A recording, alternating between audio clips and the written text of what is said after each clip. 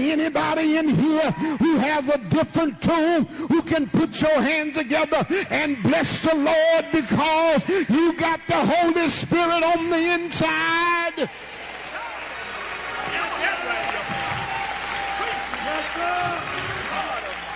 He deals with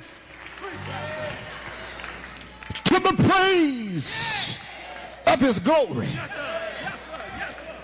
And here it is again, after his explanation of the work of the Holy Spirit, just as he did after the explanation of God's plan and the redemptive work of Christ, says to the praise of his glory that he reminds us of our purpose as we tabernacle on earth, that we are to be walking marquees, walking signboards, to give God some praise.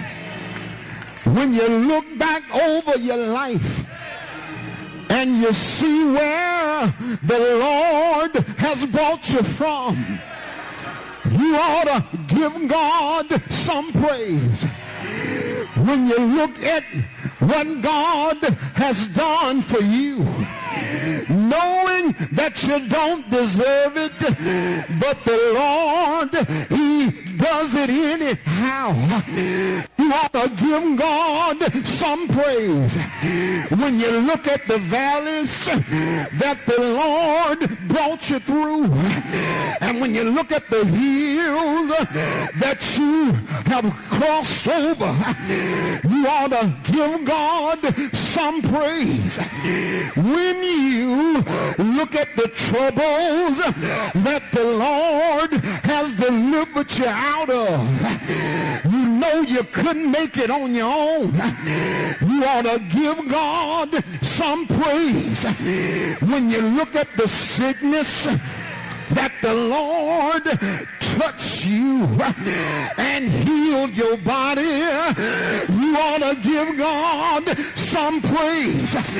If you don't mind, and if you're not too mean, if you're not too sedity, you ought to stand on your feet and high five your neighbor and say, neighbor, I'm here to give God some praise. I know it was nobody but God that brought me through, that brought me over, and I want to give him some praise.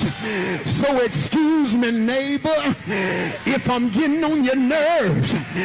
Don't pay me any attention. I got to give him some praise because it's unto the praise of his glory, and God is worthy of all the praise.